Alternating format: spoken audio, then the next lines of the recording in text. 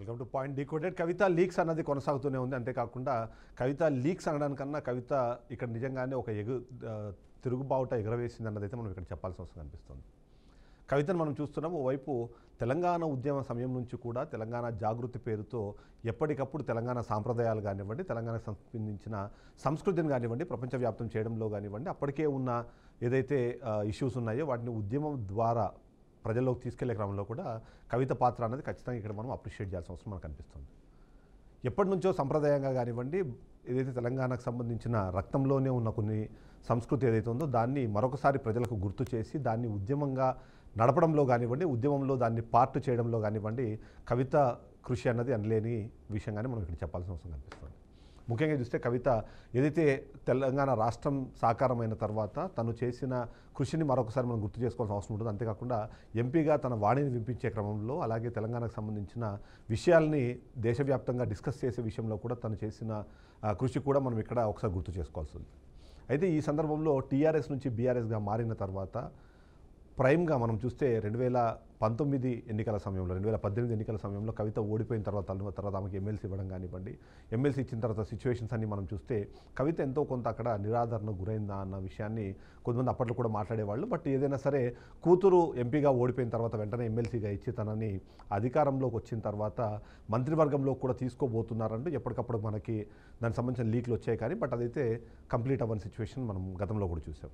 ఆ తర్వాత అంటే 2023లో ఎన్నికల్లో ఓటమి తర్వాత తను ఎమ్మెల్సీగా కొనసాగుతున్న సందర్భం కూడా మనం చూసాము. ఆ తర్వాత ఏదైతే లిక్కర్ స్కామ్లో భాగంగా తను అరెస్ట్ చేసిన తర్వాత కొద్ది రోజుల పాటు జైల్లో ఉండడము, జైలు నుంచి రిలీజ్ అయిన తర్వాత తన కార్యక్రమాలు ఇవన్నీ కూడా ఒకసారి మనం అబ్జర్వ్ చేస్తే యాక్టివ్గా ఉండే ప్రయత్నం చేసింది. ఈ సందర్భంలోనే మొన్న ఒక లేఖ రిలీజ్ అయింది. కవిత లీక్స్ అనేది అక్కడే స్టార్ట్ అయింది.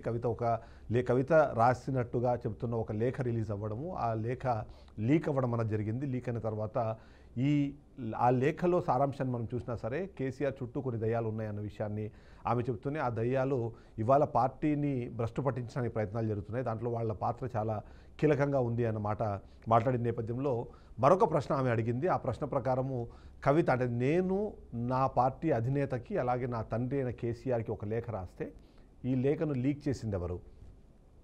ఈ లీక్ చేసే క్రమంలో పార్టీకి దీనివల్ల జరుగుతున్న నష్టానికి సంబంధించిన డిస్కషన్ కూడా కవిత చేసిందన్నది మనం చూస్తూనే ఉన్నాం.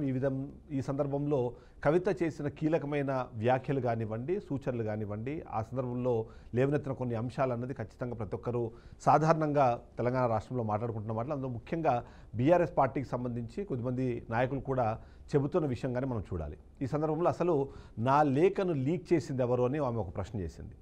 ఆ ప్రశ్నలో భాగంగా మొదటి ఇన్స్టెన్స్ ఒకవేళ మనం చూస్తే మొదటిది తాను రాసిన లేఖ కేసీఆర్కి రాసింది. అంటే ఆమె పార్టీకి సంబంధించిన అధినేతకు రాసింది, మాజీ సీఎంకి రాసింది, తన తండ్రికి రాసింది. సో అలా చూసినప్పుడు కేసీఆర్ ఈ లేఖని లీక్ చేసే అవకాశం ఉందా, లేదా ఈ లీక్ అయ్యే సందర్భంలో కేసీఆర్ పాటించాల్సిన కొన్ని ప్రమాణాలు పాటించలేదా అన్న అనుమానం ఉన్న నేపథ్యంలో అసలు ఆ ఛాన్స్ ఎంత ఉంది అన్నది కూడా మనం మాట్లాడితే కేసీఆర్ ఖచ్చితంగా అధికారం కోల్పోయిన తర్వాత ప్రతిపక్షం పార్టీ అధినేతగా తను ఉన్న నేపథ్యంలో అసెంబ్లీకి వెళ్ళకపోవడం కానివ్వండి, అసెంబ్లీలో ఓవైపు హరీష్ రావు కానివ్వండి, మరోవైపు కేటీఆర్, మరొక వైపు చూస్తే మాత్రం కవిత కూడా ధీటుగా అక్కడ ప్రతి విషయానికి సమాధానం చెప్తున్న నేపథ్యంలో కవిత రాసిన లెక్కను లీక్ చేసే అవకాశం ఏమాత్రం ఉంది అన్నది ఒకసారి మనం అబ్జర్వ్ చేస్తే కేసీఆర్ ముఖ్యంగా చూస్తే పార్టీలో ఎలాంటి భేదాభిప్రాయాలు లేవు, అందరూ కలిసే ఉన్నారు అన్న ఒక విషయాన్ని చెప్పే ప్రయత్నం చేయాలి. కాబట్టి ఎట్టి పరిస్థితుల్లోనూ కేసీఆర్ కవిత రాసిన లేఖను బయటికి వదిలే అవకాశం ఏమాత్రం ఉంది అన్న ప్రశ్నకు సమాధానం మనకు అక్కడే కనిపిస్తుంది.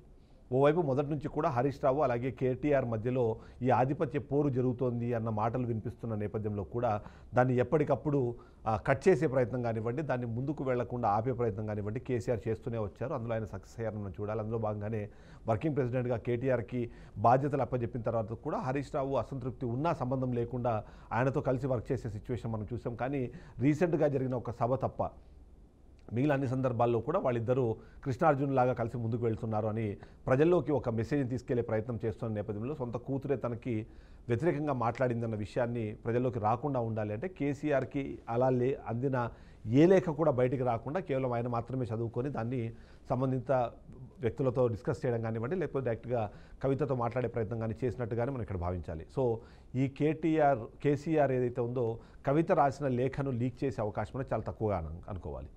ఇక రెండో ఆప్షన్ ఇక పార్టీకి సంబంధించి రెండో ఆప్షన్గా చూస్తే ఖచ్చితంగా కేటీఆర్ ఏమైనా ఈ లేఖను లీక్ చేశారా, ఈ లీకింగ్ వెనకాల కేటీఆర్ హస్తం ఉందా అన్నది మరొక ప్రశ్న వినిపిస్తున్న నేపథ్యంలో దానికి కూడా పాసిబిలిటీస్ మనం చూద్దాము. ఇక్కడ కవిత మొదటి నుంచి కూడా ఆరోపిస్తోంది, అనుమానిస్తోంది, అభిప్రాయపడుతోంది ఖచ్చితంగా కేటీఆర్ మీదనే. ఇవాళ జరిగిన సంభాషణలు కానివ్వండి, ఇవాళ జరిగిన ఈ ట్విట్టర్ వార్ కానివ్వండి, ఇవన్నీ మిగిలిన వాటిలో చూసినప్పుడు కూడా మనకు చాలా క్లియర్గా కేటీఆర్ ఈ లేఖను ఏమైనా లీక్ చేశారా అన్న అనుమానం వచ్చేలాగా మాట్లాడుతోంది. బట్ ఒక పాసిబిలిటీస్ చూస్తే మాత్రం కేటీఆర్ ఇప్పటికే హరీష్ రావు దగ్గర నుంచి ఓవైపు ఆ పార్టీకి సంబంధించిన పగ్గాలు తీసుకోవడంలో కానివ్వండి, కేసీఆర్ తర్వాత రాజకీయ వారసుడు ఎవరు అనే ఒక ప్రశ్న వచ్చినప్పుడు ఓవైపు మాస్ లీడర్గా ఉన్న హరీష్ రావును కాదని కేటీఆర్ ముందుకు వెళ్తున్న నేపథ్యంలో మరోవైపు నాకు ఇంకొక కంటెండర్ ఉన్నారు, అది నా సొంత చెల్లెలు, నా కవితనే ఇవాళ నా కంటెండర్గా మారబోతోంది అనే విషయాన్ని ప్రజల్లోకి తీసుకెళ్ళడం కేటీఆర్ కూడా అంతగా ఇష్టపడకపోవచ్చు.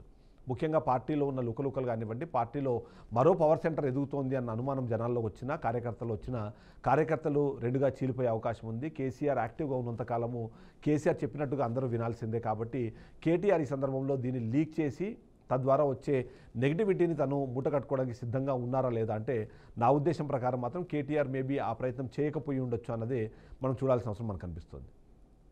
అందులో ముఖ్యంగా చూస్తే భావి తెలంగాణ రాష్ట్ర ముఖ్యమంత్రి అభ్యర్థిగా తను ఎప్పటికప్పుడు ప్రొజెక్ట్ అవుతూనే ఉన్నారు. మనం చూసాం 2023 ఎన్నికల సమయంలో కూడా కేటీఆర్ని ముందుంచి ఎన్నికలకు వెళ్తారు కేసీఆర్ జాతీయ రాజకీయాల్లోకి వెళ్ళే అవకాశం ఉంది. కాబట్టి ఒకవేళ అలా వెళ్ళే ప్రయత్నమే ఉంటే మాత్రం కేటీఆర్ ఇక్కడ ముఖ్యమంత్రిగా ప్రమాణ స్వీకారం చేసే అవకాశం కూడా ఉంది అన్నది గతంలో మాట్లాడిన పరిస్థితి మనం చూసాం. హరీష్ రావు లాంటి ఒక మాస్ లీడరు, హరీష్ రావు లాంటి రూరల్ బేస్లో ఎక్కువ మందిని అట్రాక్ట్ చేయగలిగే లీడరు హరీష్ రావు వైపు ఉండగా ఆయన్ని కాదని పార్టీ పగ్గాలు చేపట్టడంలో కానివ్వండి, నెక్స్ట్ ప్రభుత్వాన్ని నడిపేది కేటీఆర్ అని చెప్పడంలో కానివ్వండి, కేటీఆర్ సక్సెస్ అయ్యారని చూసినప్పుడు కవిత ద్వారా మరొక పోటీదారు తయారయ్యారు అన్న విషయాన్ని ప్రజల్లోకి తీసుకెళ్లడంలో కానీ, కార్యకర్తలకు వెళ్ళడంలో కానివ్వండి అతనికి ఎట్టి పరిస్థితులు ఇష్టం ఉండదు. కాబట్టి ఈ లేఖ విషయం ఒకవేళ కేటీఆర్కి తెలిసినా ఆయన దాని గురించి బయట పెట్టే ప్రయత్నం చేయకపోయి ఉండొచ్చు అన్నదే ఒక అభిప్రాయం మనకు కనిపిస్తోంది. ఇక మూడో ఆప్షన్ కూడా ఉంది ఇందులో. ఎందుకంటే మొదటి నుంచి కూడా కుటుంబ పాలన పేరుతో కేసీఆర్కి సంబంధించిన కుటుంబానికి డిస్కషన్ జరుగుతున్న నేపథ్యంలో సైలెంట్గా ఉండే సంతోష్ రావు విషయం కూడా ఎప్పటికప్పుడు మనకు డిస్కషన్ వస్తూనే ఉంటుంది. ఎందుకంటే సంతోష్ రావుని కూడా ఇక్కడ కీలకంగానే చూస్తుంటారు. ఎందుకంటే మొదటి నుంచి కూడా కేసీఆర్తో కలిసి పనిచేయడంలో కానివ్వండి, కేసీఆర్తో కలిసి ఉండే వ్యక్తుల్లో అత్యంత సన్నిహితుడిగా సంతోష్ రావుని చూస్తుంటారు. కాబట్టి సంతోష్ రావు ఏమైనా ఈ లేఖను లీక్ చేశారా, వాళ్ళ కుటుంబం మధ్యలో ఉన్న ఈ గొడవలు కానివ్వండి, ఈ భేదాభిప్రాయాలు ఏవైతే ఉన్నాయో వాటిని ప్రజల్లోకి తీసుకెళ్లే ప్రయత్నం చేయడం ద్వారా అక్కడ ఏమైనా చీలిక తెచ్చే ప్రయత్నం జరుగుతుందన్న అనుమానం కూడా చాలామందిలో ఉంది. ముఖ్యంగా సంతోష్ రావుని మనం గమనిస్తే ఏదైతే గ్రీన్ ఛాలెంజ్ పేరుతో దేశవ్యాప్తంగా ఉన్న సెలబ్రిటీలు కానివ్వండి, పొలిటీషియన్స్ కానివ్వండి, అంతేకాకుండా కీలకమైన వ్యక్తులు ఎవరైతే ఉన్నారో వాళ్ళందరూ ఆయన రెగ్యులర్గా కలుస్తూ ఉంటారు. గ్రీన్ ఛాలెంజ్ పేరుతో మొక్కలు నాటించే కార్యక్రమాన్ని చేపట్టడం ద్వారా ఆయనకే సొంతంగా ఒక ఇమేజ్ని క్రియేట్ చేసుకున్నారు. నిజంగానే పార్టీలో ఇలాంటి లుకలుకలు ఏర్పడినా, కుటుంబం రెండుగా చీలినా సరే తద్వారా కవిత కానివ్వండి, లేకపోతే కేటీఆర్ కానివ్వండి, హరీష్ రావు కానీ ఒకవేళ దూరం అయ్యే నేపథ్యంలో కేసీఆర్కి అతి దగ్గరగా జరిగే అవకాశం ఉన్న వ్యక్తిగాను ఒక ఎంపీగా కూడా తను ఆల్రెడీ ఇప్పటికే పనిచేశారు. కాబట్టి ఆ విధంగా దేశ రాజకీయాల్లో కూడా తన చక్రం దిల్పే అవకాశం ఉంది అన్న ఒక విశ్లేషణ వినిపిస్తున్న నేపథ్యంలో కేటీఆర్ని పక్కన జరిపి సంతోష్ రావు ప్లేస్లోకి వెళ్ళాలి అంటే కవిత అలాగే కేటీఆర్ మధ్యలో ఒక గొడవ నడుస్తుందన్న విషయాన్ని ప్రజల్లోకి తీసుకెళ్లే ప్రయత్నం చేశారా అన్న అనుమానం కూడా చాలామందిలో ఉన్న నేపథ్యంలో బట్ సంతోష్ రావు అయితే మొదటి నుంచి కూడా లో ప్రొఫైల్ మెయింటైన్ చేస్తున్నారు.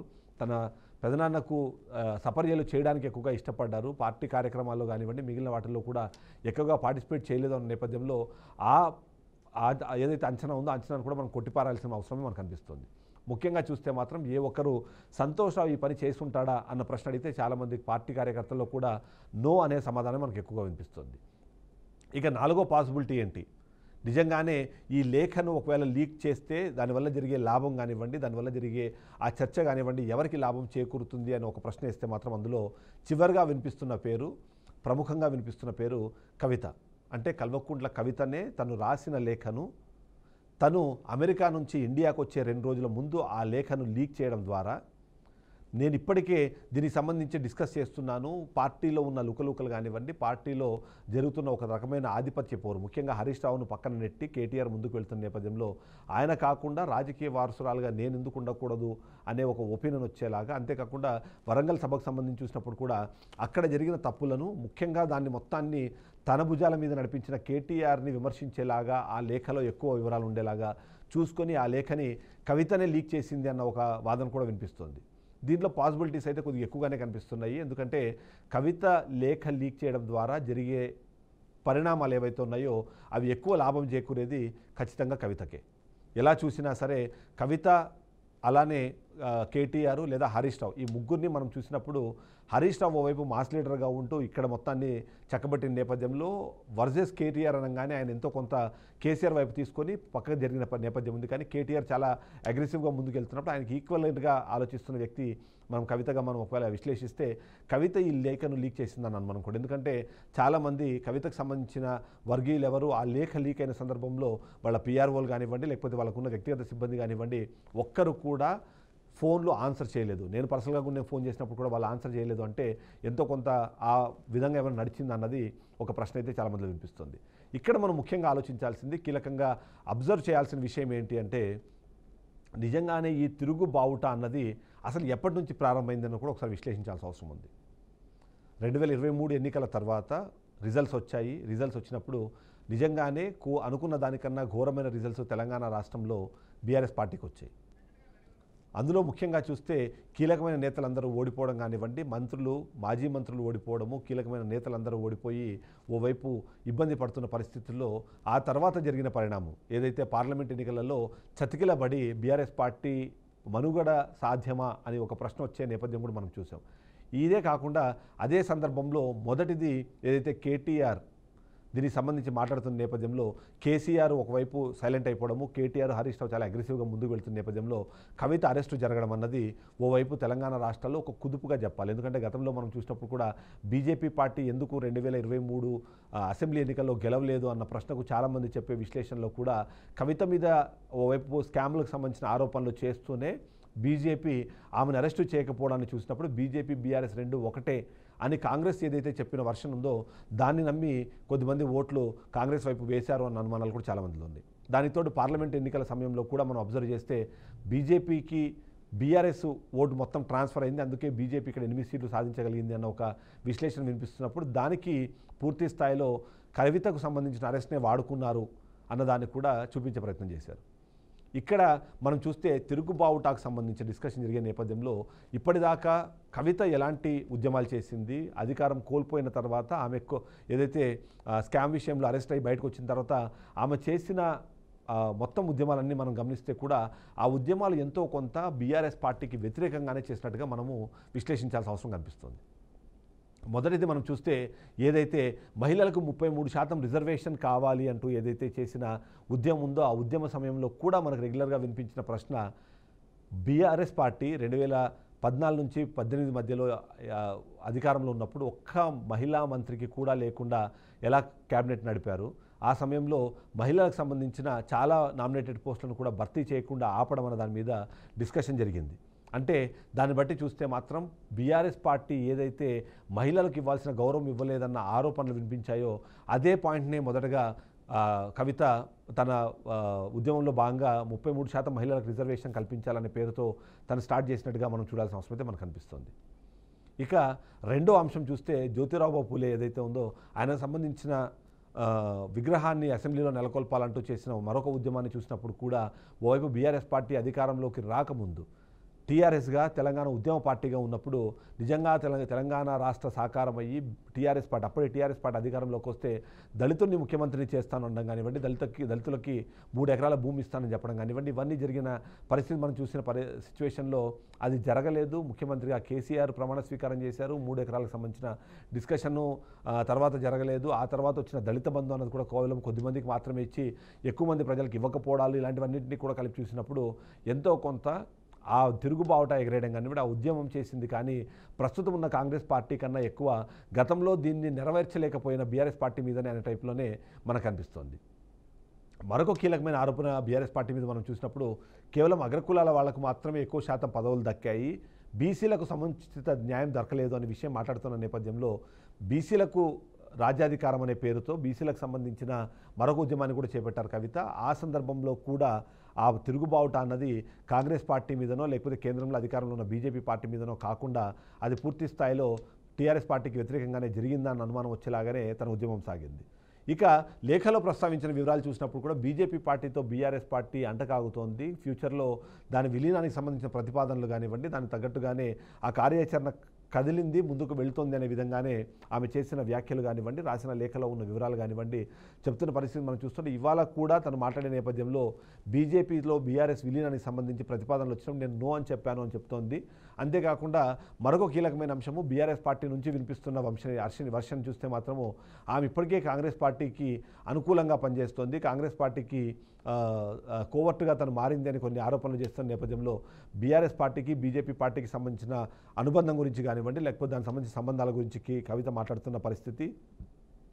మరొక లీక్ కూడా మనం చూస్తే 6 మంది ఎమ్మెల్యేలు తీసుకొస్తాను, నేను నాకు మంత్రి పదవి ఇవ్వాలి అని ఒక ప్రతిపాదన పెట్టినట్టుగా కూడా ఒక వార్త సర్క్యులేట్ అవుతోంది. దాని ప్రకారం చూసినా సరే కవిత కాంగ్రెస్ వైపు ఏమైనా వెళ్తుందా అన్న అనుమానం కూడా చాలా మందిలో ఉన్న పరిస్థితి అయితే మనం అబ్జర్వ్ చేస్తున్నాం. సో ఎలా చూసినా సరే కవిత ఇవాళ లీక్కి సంబంధించి చూస్తే తను సొంతంగానే కావాలని ఆ లేఖను లీక్ చేసిందన్న ఒక అనుమానము, దానికి తోడు ఆమె ఏదైతే చేసిన ఉద్యమాలు కానివ్వండి, చేస్తానన్న పోరాటాలు కానివ్వండి, అవి ఇతరత్ర పార్టీల కన్నా సొంత పార్టీ పైనే అని అనుమానం వచ్చేలాగానే తనకు సంబంధించిన వివరాలు ముందుకు వెళ్ళిన సిచ్యువేషన్ మనం చూసాం. సో దీన్ని బట్టి చూస్తే మనకు అర్థమవుతుంది కవిత లీక్స్ కానివ్వండి, ఇప్పుడు కవిత చేస్తున్న ఉద్యమాలు కానివ్వండి, డైరెక్ట్గా పార్టీతోనే, పార్టీలో ఉన్న తన సొంత అన్నపైనే అన్నది కూడా అనుమానం వస్తుంది. ఎస్, ఓవరాల్గా చూస్తే మాత్రం కవితకు సంబంధించి వివరాలు కానివ్వండి, లేకపోతే తెలంగాణలో ఇప్పుడు జరుగుతున్న ఈ రాజకీయ చదరంగం ఏదైతే ఉందో, ఈ ఆటలో గెలిచేది ఎవరు, ఓడేది ఎవరు అనే దానికన్నా పార్టిసిపెంట్స్ ఎవరు అన్నది కూడా డిస్కస్ చేయాల్సిన అవసరం మనకు అనిపిస్తుంది.